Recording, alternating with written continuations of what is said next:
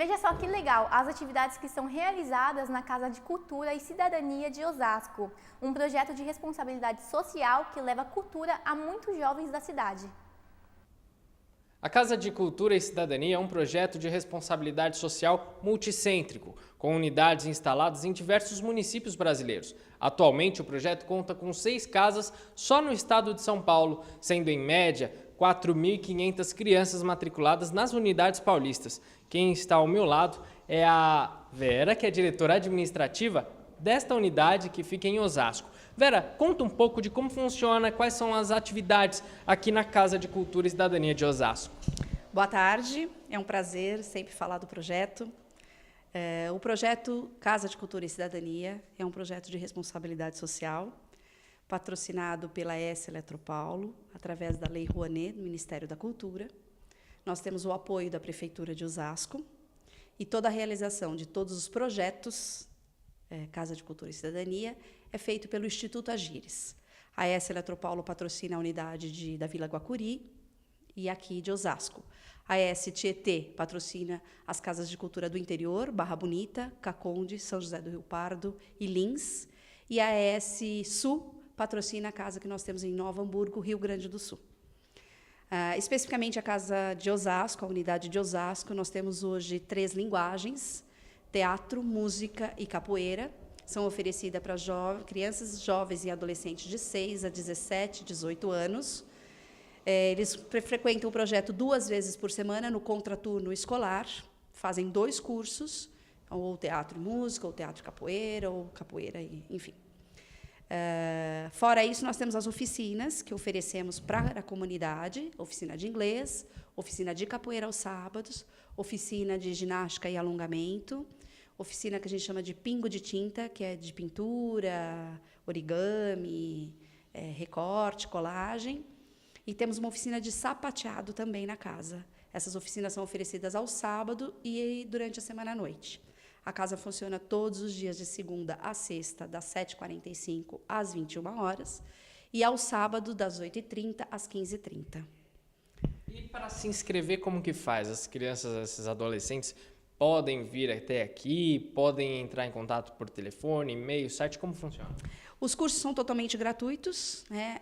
As crianças devem vir acompanhadas com o responsável, portando o documento do responsável, RG, CPF, os documentos da criança, um comprovante de residência. As inscrições são feitas na hora e, em seguida, ele já pode frequentar o curso, obviamente, tendo vaga. Hoje, nós atendemos aqui na Casa de Osasco 346 crianças. E, graças a Deus, estamos com a nossa carga de aluno completa. Mas temos uma lista de espera, né, porque existem algumas desistências, ou porque começa a trabalhar, ou porque muda de cidade ou município, e aí acionamos a lista de espera. Então, mais a casa, graças a Deus, temos uma lista de 150 nomes de crianças esperando uma vaguinha. Agora, Vera, necessariamente essas crianças necessitam estar matriculadas na rede pública de ensino? Sim, é uma exigência do projeto que a criança esteja devidamente matriculada, ou na escola pública ou na escola privada. Mas, inclusive, um dos documentos necessários para apresentar na matrícula é a declaração de que ela está matriculada. Tá certo, Vera. Muito obrigado, viu? Tiago Santos, de Osasco, exatamente do bairro Colinas do Oeste, para a Rede NGT.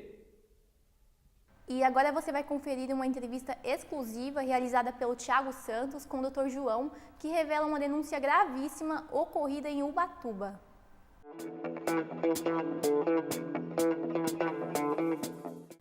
Olá, amigos da NGT. Iniciamos o Jornal Metropolitano de hoje com uma situação que tem provocado a revolta de muitas pessoas, inclusive tem feito muitas vítimas de abuso de poder e excesso de poderes. Isso está acontecendo no Parque Estadual da Ilha Anchieta, no município de Ubatuba. Um problema que vem prejudicando muito o turismo e a pesca profissional e também a pesca esportiva. Mas antes eu quero apresentar a vocês o Dr. João Carlos Souza Freitas Júnior, que é uma das inúmeras vítimas. Inúmeras porque já existe um abaixo-assinado na região com mais de 2.500 assinaturas para a solução deste problema. Doutor, muito obrigado pela participação no Jornal Metropolitano. Eu gostaria que o senhor explicasse para a gente, então, o que está acontecendo lá no Parque Estadual da Ilha Anchieta. Prazer em falar consigo, Tiago. Eu acho que a gente tem que explicar bem o que é o Parque da Ilha Anchieta e o que vem acontecendo com os turistas que vão lá frequentar. O Parque da Ilha Anchieta é um parque que foi tombado pelo governo do Estado de São Paulo, que é administrado pelo governo do Estado de São Paulo e que tem um gestor. Esse gestor ele é nomeado a cargo de indicação do governador e ele cuida, ele tem a função de cuidar do parque. Muito bem, Ubatuba há muitos anos é uma cidade historicamente conhecida pela natureza. Tá? Então as pessoas vão para lá porque é uma cidade que tem a natureza próxima, as praias são bem limpas, são bem cuidadas, e um ponto turístico conhecido de lá é a Ilha Anchieta. É um ponto de paradeiro até de muitos barcos que passam pela região do Guarujá até Angra dos Reis, até Caminho de Paraty, dos moradores de Caraguá e Ubatuba, que têm os seus barcos e frequentam a ilha para fazer o lazer com a sua família. Eu sou vítima de uma dessas situações que aconteceu lá no parque, em que o gestor me abordou num final de semana, que eu estava pescando com o meu filho, que tem 5 anos de idade, com o meu sobrinho de 8 anos de idade, que estava com o pai dele. Por acaso, nós não sabíamos que estava sendo feita uma fiscalização do polígono. O que é o polígono? O polígono é uma área de preservação ambiental, delimitado por um decreto estadual, que diz que dentro desse quadrado, que é um polígono que existe lá, não pode haver nem a caça, nem a pesca, tem que ser feita a preservação que é administrada pelo gestor. Nesse dia que eu estava pescando com meus familiares, eu estava fora do polígono e que já é difícil de você conseguir saber o que é dentro e o que é fora, porque no mar não tem como você colocar um muro, nem uma cerca, nem uma divisória. Precisaria de um aparelho eletrônico, um aparelho GPS. eletrônico que, por acaso, no dia eu estava munido nisso dentro da embarcação que eu estava conduzindo.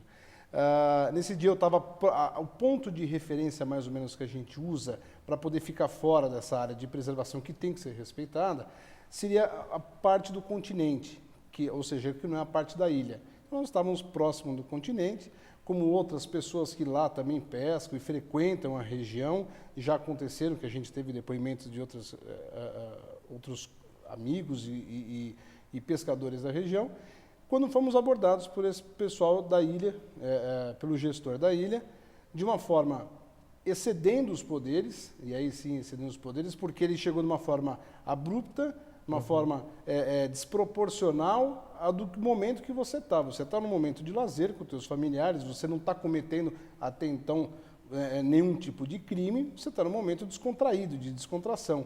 Então chega uma pessoa para fazer qualquer tipo de fiscalização, não existe o crime, mas existe a questão moral, ética, de você agir com urbanidade. E não foi o que me aconteceu comigo. Chegou de forma truculenta, desrespeitou a minha figura, a situação de pai e de comandante daquela embarcação, que estou zelando por várias situações de segurança, seja de vento, de temperatura, do tempo da região, se tem uma pessoa que está próxima da água ou não, de ancorar. Então você está ali descansando e ele chegou de uma forma desproporcional. De uma forma assim, intimidadora, que me humilhou na frente do meu próprio filho.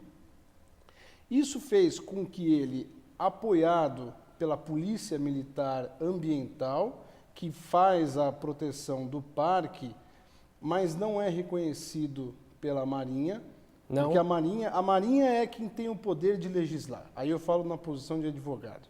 A Marinha é a única, no Brasil, é a única detentora de poderes para fazer a legislação da costa. É ela quem tem o poder de fazer qualquer tipo de fiscalização. Quanto ao assunto de navegação. Tá? Por ser um parque estadual, a Polícia Militar Ambiental ela faz a preservação do parque. Só que eu fui abordado, além da questão ambiental, de questão de documentação da embarcação e documentação minha. E eu sou habilitado, a documentação da lancha estava em dia, mas esse poder de fiscalização foi excedido novamente pela a Polícia Ambiental lá de Ubatuba. Nesse dia em especial, que eu fui abordado pelo gestor da ilha, após essa truculenta forma que ele abordou, que se eu não sabia o que era 1 milha de distância da ilha, que é o perímetro de preservação, eu falei que eu sabia o que era uma milha e que eu estava justamente com as crianças num momento de distração, ali, de lazer. Ele falou, olha, você pegou algum peixe? Eu falei, olha, o meu sobrinho pegou um peixe. Mas ele falou, então solta o peixe. Não tem problema, nós soltamos o peixe, recolhemos a linha para não criar um problema, já que era um momento de lazer. Em seguida eu saí, liguei a embarcação e fui embora de onde ele estava ali. Só que ele ligou para a Polícia Ambiental. Ele ligou para a Polícia Ambiental, que é onde depois eu fiquei sabendo que eles frequentam a ilha lá. E eu encontrei com os policiais. Eu encontrei com os policiais que estavam numa embarcação, 6 ou 8 policiais estavam na embarcação, e me apresentei. E ele, antes de eu conseguir terminar de me apresentar e contar o que estava acontecendo, já tinha andado cerca de 200 metros, ele já me interrompeu, novamente com aquela forma truculenta, queria expor aos policiais, queria expor a eles o que eu estava fazendo, só que eu já estava explicando o que estava vendo. Então, ele, por ser gestor, ele excede o poder dele e acha que ele é o dono da situação. Ele é o dono ali da ilha.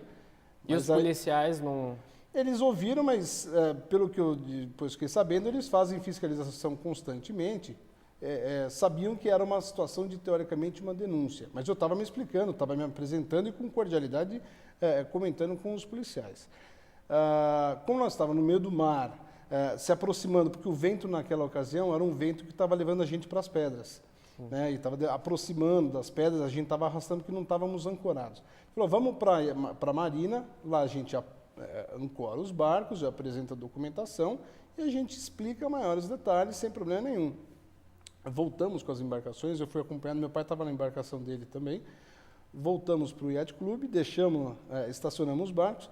Nesse momento eles falaram que pediram para eu encaminhar, para eu acompanhar eles até a delegacia de Ubatuba, sem explicar por qual motivo eu teria que ir para lá.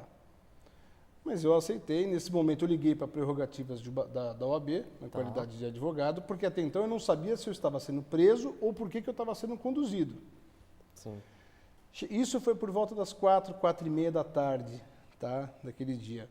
Chegando na delegacia, tinha 1 ou 2 flagrantes na frente, mas só às 8 horas da noite eu fiquei sabendo do que eu estava sendo acusado, porque até então o delegado também, com os flagrantes e com o depoimento, ainda não havia se decidido sobre qual acusação me imputaria. Se seria uma questão de infração de não estar portando, no momento, a carteira de habilitação, que eu estava habilitado, mas eu tinha sido assaltado em São Paulo, não estava com ela no momento, mas estava com a cópia na Marina. Ou se eu seria preso por estar pescando. E aí, nesse momento que falou preso por estar pescando, foi que me saltou aos olhos. Eu falei assim, agora eu entendi o excesso de poderes e aí depois vieram os abusos de poderes. Entendi. Às 8 horas da noite, o policial militar que me abordou começou a relatar para a escrivã que eles estavam em patrulhamento, que me viram pescando. Aí foi quando a gente bateu a mesa, na qualidade de advogado, de membro da prerrogativa daqui de São Paulo, falou, pode parar. Isso aqui não virou uma situação da época da ditadura. Eu não sei do que eu estou sendo acusado. Não me falaram por que eu estou aqui na delegacia. E agora você está na qualidade policial falando que eu estava pescando. Eu não estava pescando. Eu estava conduzindo o barco. E é bem diferente uma coisa da outra, porque eu não estava cometendo um crime. Não cometi o crime. Quem estava cometendo a pesca era um sobrinho menor de idade inimputável. Só que estava tudo recaindo a mim. E eu estava lá. Era eu quem estava sendo preso. E quem deveria fazer esse sobrepeso seria o delegado. Falou, olha, a pessoa que estava pescando era ele? Não, não era ele, era o sobrinho. Então o que ele está fazendo aqui? Sim. Eu não posso prender ele, eu teria que prender o sobrinho, que é inimputável. Mas continuou a situação. Aí o policial militar mudou a versão dele, depois de toda essa explicação, porque a gente mostrou que a gente tinha filmagem no celular, tinha fotografia no celular também de tudo que aconteceu.